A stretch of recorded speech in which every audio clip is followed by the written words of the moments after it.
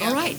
At this point, I'd like to welcome you all to the Yamhill County Board of Commissioners formal session for January 25th, 2018. Carrie Ann, would you lead us in the pledge? Thank you. I pledge allegiance to the flag of the United States of America and to the republic for which it stands, one nation, under God, indivisible, with liberty and justice for all. Thank you. This is the time we have set aside for Invocation Prayer. With that, Commissioner Primizic, would you introduce our Yes, guest? I'll be delighted. It's a pleasure. I had to look long and hard to find someone from Brooklyn, New York, in honor of our chair, Commissioner Sterrett. Peter was born in Brooklyn, New York, got his bachelor's degree from Baylor University in health and fitness, worked in the fitness arena as a coach and instructor in rock climbing and also bicycling. And from there, he went on to the seminary out of his home parish is his home parish is the St. Mary's Cathedral in Portland, but he studied at Mount Angel and got his bachelor's degree in sacred theology from St. Thomas Aquinas University in Rome. He attended pastoral ministries in Central Catholic High School, Portland, the Providence Benedictine Nursing Center in Mount Angel, Marymount International School in Rome, and Naples Navy Base in Naples, Italy. He was ordained a transitional deacon at St. Peter's Basilica in Vatican City on September 28th of this year, 2017, and is now serving his pastoral assignment as a deacon at St. James Catholic Church here in McMinnville. And Peter, it's certainly a pleasure to have you here and to introduce you to my colleagues. So, if you would, please. It's a pleasure to be here. Thank you guys so much for inviting me. I really appreciate it.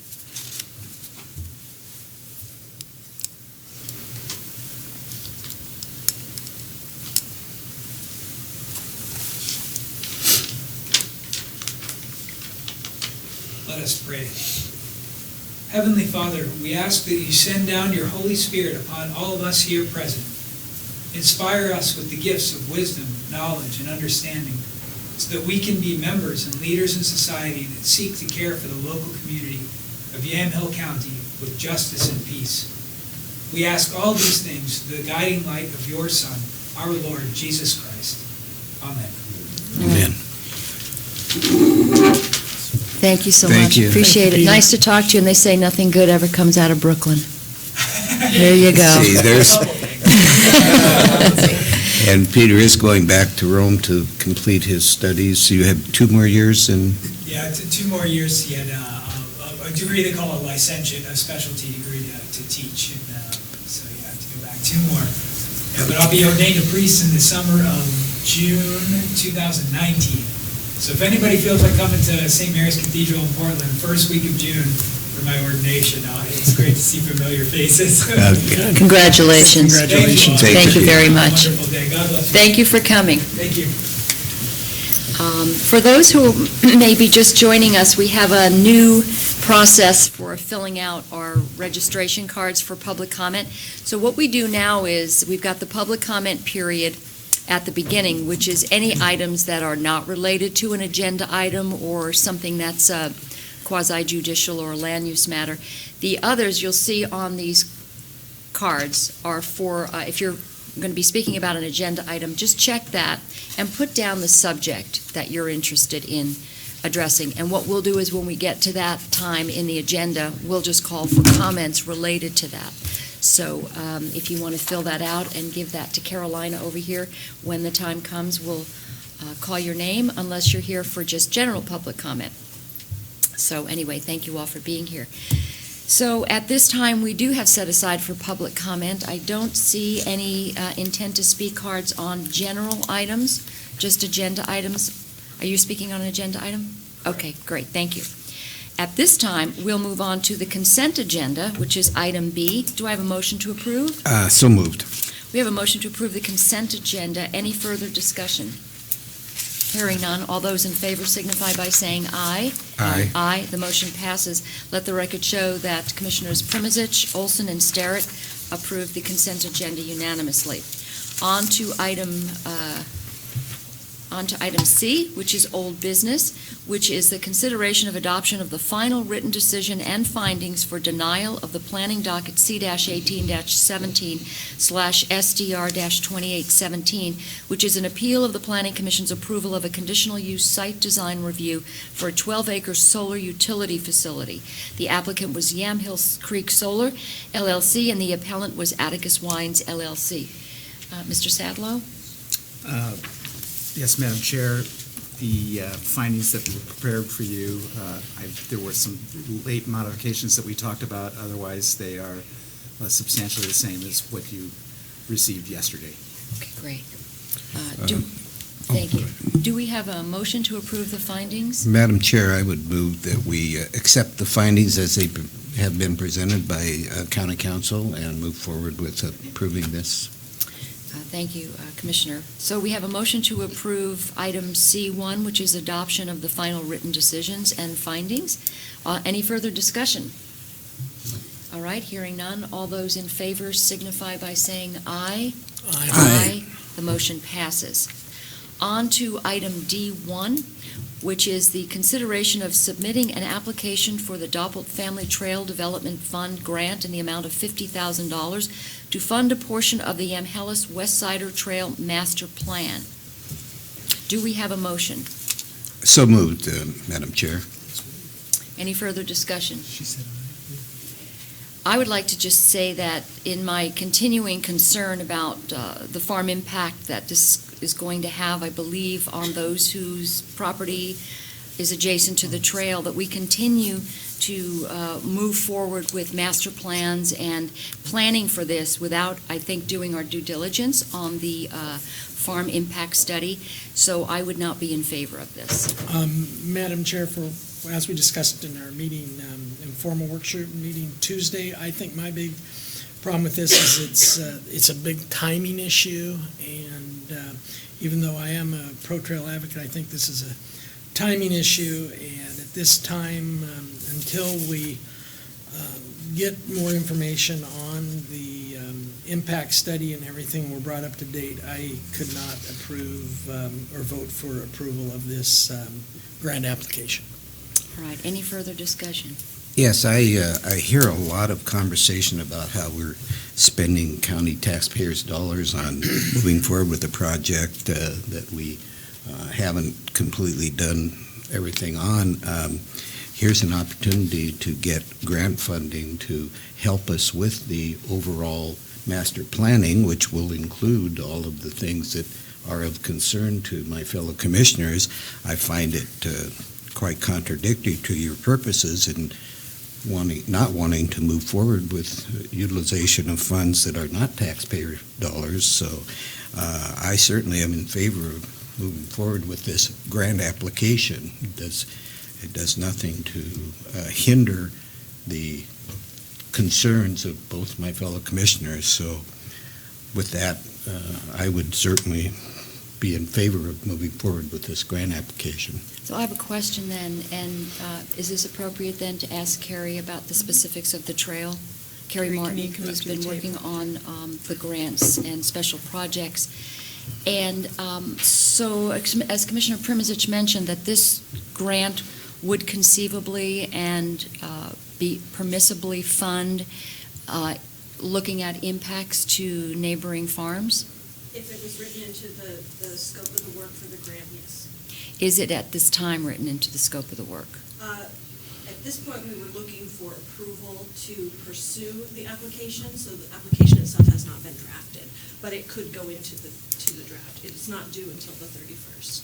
To what degree would we be able to, in other words, we're looking for a pretty comprehensive 196. what is it again? 216, 295? We would work with county council to draft the portions of the mitigation aspect, I believe, into the master plan. And we would work with Todd and county council to define what those steps would be for the master planning process, knowing that county council will be doing some of the findings work prior to the master plan. So when we talk about mitigation, mitigating damages or potential damages, I kind of wanted to go a step before that, is if we want to avoid having to mitigate for impacts to farmers, we would necessarily, I would think by definition, need to know what those impacts are. So it's almost like we're one step ahead, where we're saying, okay, how are we going to mitigate the damages when we haven't defined what those damages are? Madam Chair, we know generally what the complaints are. We've been hearing them for some time now. And so I don't think it's stepping ahead to try to find money to fund minimization of impacts, potential impacts to the community that lives along the trail. Meeting the 215-296 standard, the farm impact standard, is a land use process. This is something more than that, and it's something different.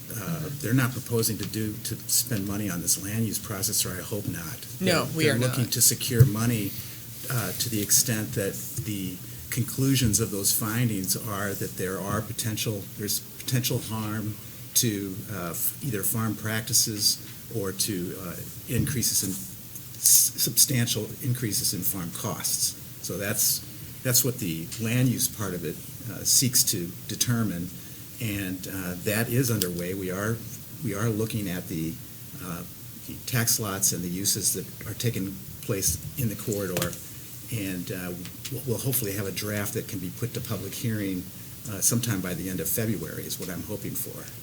And Madam Chair, a master plan and maybe Ken can speak to this, is a document that lays out the major steps of the development of the trail. It doesn't actually develop the trail itself, so that when we go out for further grants, we have a document that we can present to the grantor that says, this is how much this is going to cost, this phase is going to cost this much. And most grantors want a master plan so that they know how a jurisdiction is going to proceed with the development of a project. I don't know, do you have anything to add, Ken? Yeah, the other thing that I would just add to it is the master plan, because right now with the trail, there's been concept planning that has been done, but not, and a master plan takes those concepts and puts it more looking at the limitations, the mitigation factors, and whether it's farm use, whether it's environmental, the different aspects of that, and better defines the trail and actually shows what is being proposed here. You know, the width of the trail, the different trail elements, the trailheads. It gets into more specific, and then there's timelines associated with it and the development plan that goes hand in hand with that. And the costs. And the costs. Madam Chair, just one point of clarification from my standpoint, and I want to make sure that that everybody understands where I'm coming from, is that when I said it was a timing issue, I have no issues with the consideration of developing an application, but I have an issue, again, from a timing aspect of actually submitting that application, because especially since we don't have one, and as a commissioner, I don't know what that application says, so if we had an application in front of us that we were going to submit that we could review, then I'd have a better feeling about whether we should move forward. But since we don't even have an application yet, I feel it's a timing issue, that I'd like to see the application before it actually be submitted. So the working to actually create an application, I don't have any problem, but I have a problem with the submitting from a timing standpoint. So speaking to Commissioner Olson's concerns, this is for allowing the approval of seeking the grant. Correct. The grant has not been, you have not written an application, there's nothing that's in writing. Nope. So you're just asking so that to seek the grant? Yes, because of the timing of the grant and that it is due on the 31st, which is next Wednesday. We wanted to bring it up, but we were still communicating with the grantor to find out if a master plan was something that fell within the scope of what they want to fund, which they got back to us yesterday and said, in fact, it is. And we could bring you a copy of the Absolutely. application next Tuesday. So I would then be in favor of allowing the application, provided it contains information that would address our concerns that you've heard here and before today. So does that make sense? So Sure. if we say we can approve. Yeah, and that was my thing with the seeking- timing. If we can do that first, as long as it Sure. specifically needs that, then I don't have an issue with that. Okay, all right. Well, thank you, Carrie. Appreciate that. So then I'll call for the question. All those in favor of item D1, considering submitting the application for the Doppelt Family Trail Development Fund grant in the amount of $50,000 to fund a portion of the master Yamhill West Sider Trail Master Plan. All those in favor? Aye. Aye. All right. So then what we're going to do is, so then let the record show that Commissioners Starrett, Primizich, and Olson have voted in the affirmative to approve item D1. And let's wait and see if there's any more, maybe discussion. Council, anything to add to this? No, actually, Madam Chair, we were discussing a different item sorry, from earlier okay. on the agenda, So then which we can discuss with you when you're finished with this. I When we're there. apologize for the I just want to make sure I wasn't leaving out any Yeah. words of wisdom you might have for us. So as long as we're going to have the ability to look at that, and it will contain significant elements that address the concerns that we've talked about, farm impact, then I think we're good to go. And then, so then that next step would be to put that together, and what's the timing on that one? If I could address, Todd, are you still planning on speaking to the board next week? I was planning to speak. So that would be good timing. We can have a draft to you on Tuesday, and Todd is also planning on speaking to you about his work with, In more detail. in more Okay, great. detail. So those will coincide. Okay, great. All right, sounds good.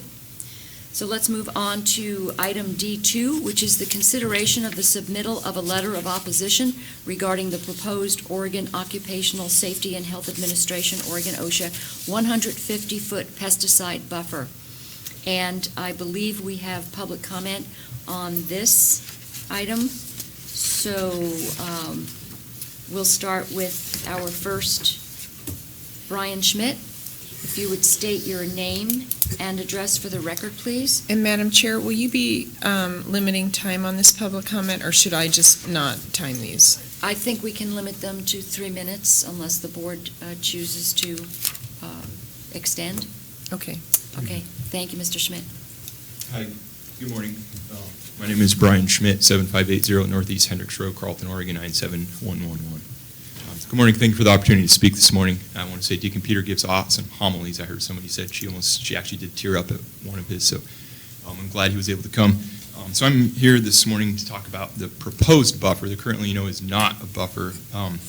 And I just want to mention for the record, so it's supposed to be 150-foot buffer for people. It doesn't matter whether they're in a hot air balloon or they're in a car or on a bicycle. And I just want to say, even though it's being pushed by Oregon OSHA, that Commissioner Primizich, in an interview on the closed circuit television public interview, you had mentioned that this is only addressing for employees, but it actually, from what I understand, someone here can clear this up for us later, but it's actually for all human beings, not just employees. So this will have a huge, if it goes through, it would have a huge impact on farming in this county.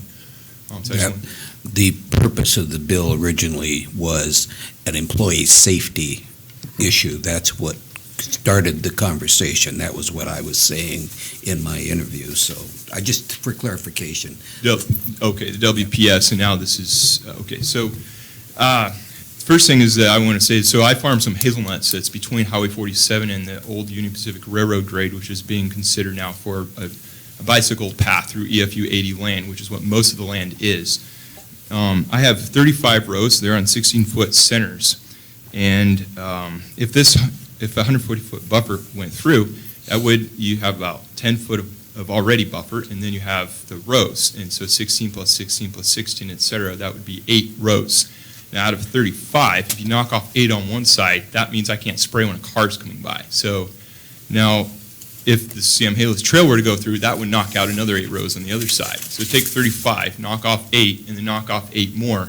That's about 53% of the land left. okay? So that would be an unreasonable impact. So I don't know what your thoughts are on this buffer, but I want to make sure you are aware, straight firsthand what they would be. I'm talking about the OSHA thing. I'm not talking about the Yamhill right now. That'll be a later discussion.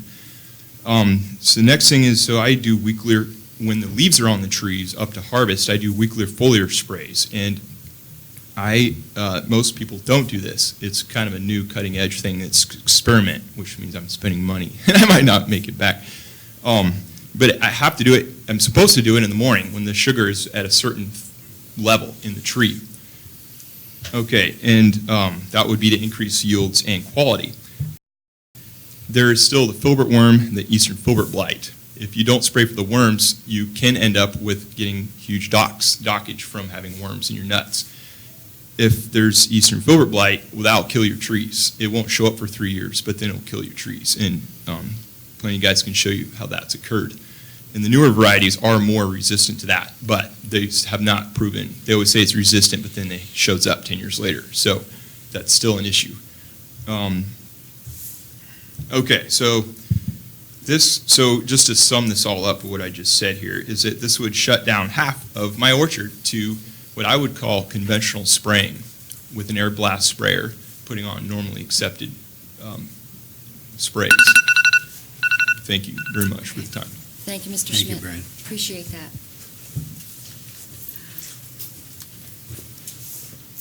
Mr. Hammer, would you state your name and address for the record, please? I'm Tom Hammer, a hazelnut farmer in rural Yamhill County. My property is adjacent to Wheatland, Oregon. I'm going to state legitimate concerns, not complaints. I've been to, this is not my first hearing about spraying buffers. There's constantly attempts to create buffers by various groups.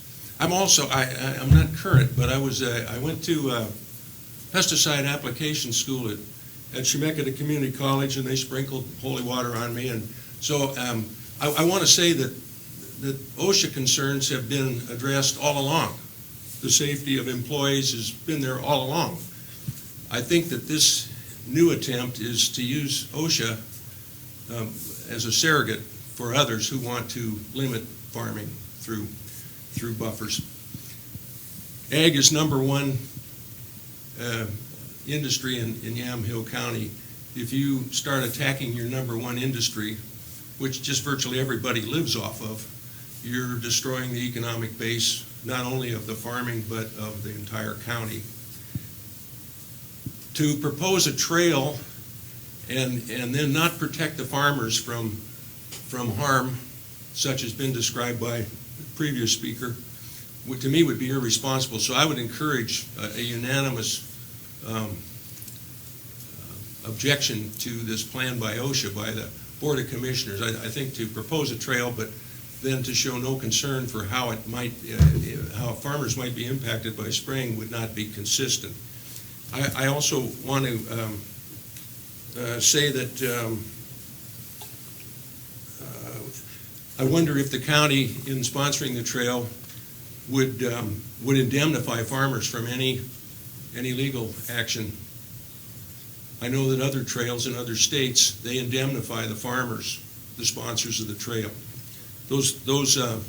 And venues on farmland in Oregon right now, such as a pumpkin patch or a wedding venue at a winery, the farmer controls the access and controls the hours of use and really the conduct at the time.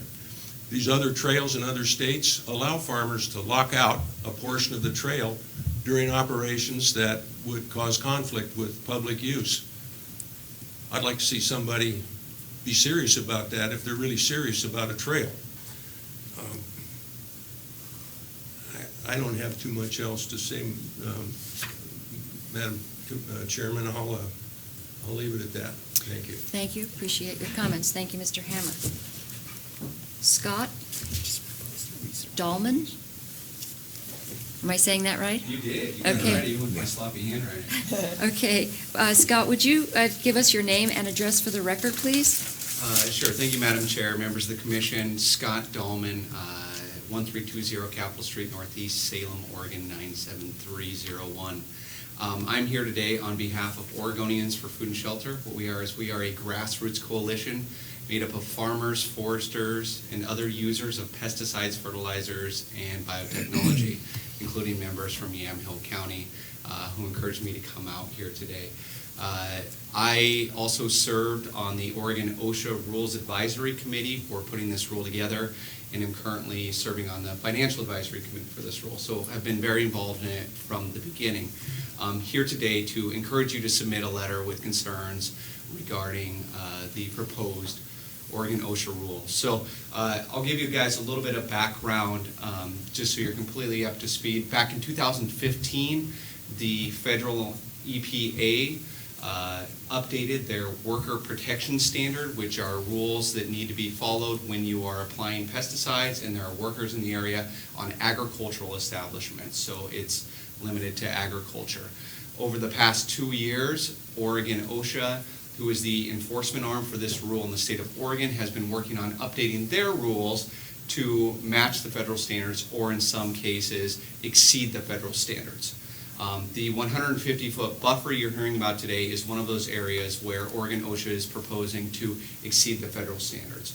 So I want to make it clear, it's not technically a buffer. What they're calling it is an application exclusion zone, if you see that type of language. What that means is it's a buffer, but the buffer moves with the application equipment. So it's not always there. It's wherever the application is taking place at the time, and make sure there's nobody in that area during the time of application. We think Oregon OSHA, with no scientific justification at all, has tried to extend this application exclusion zone in a way that's going to cause more difficulty for farmers to be able to use pesticide tools, but not really providing any additional protection. One thing that was mentioned by the farmers earlier, but I want to reiterate, off-site drift is illegal in the state of Oregon. If you apply a pesticide and it drifts off the application site, it is illegal. You can be investigated and fined by the Department of Agriculture. So anybody who is off property is already protected by those laws that are on the books. This is just adding an additional protection, and it was supposed to be in place for workers, but has grown to include a wide variety of others as well. So with that, I'll reserve some of my time. I'm happy to answer any questions about this that you have, either about the EPA rule or the Oregon OSHA rule. Commissioner? No questions. Just one question. If the federal, if the EPA does not establish certain rules, does Oregon OSHA then come up next to them and basically say, we're going to establish our own rules, or are they just going above and beyond what the EPA has suggested? So, Madam Chair, members of the Commission, the state has authority to go beyond the rules. They just have to be at least equivalent to the federal standards.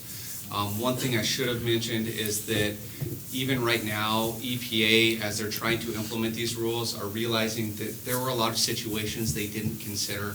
It's very clear when you go back through their rule, when they were envisioning this rule, they were thinking of areas that are more monoculture, areas like the Midwest where you have acres and acres of farms, and they were trying to protect workers that were working adjacent to another field.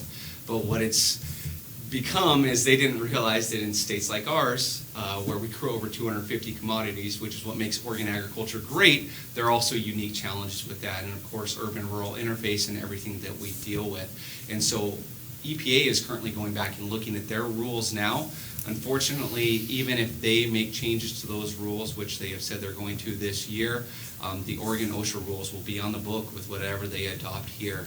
And it would have to be a complete another rulemaking process if we could get them to be a little more reasonable with these. So it's important that we get a good rule out of Oregon OSHA now. Thank you for your comments.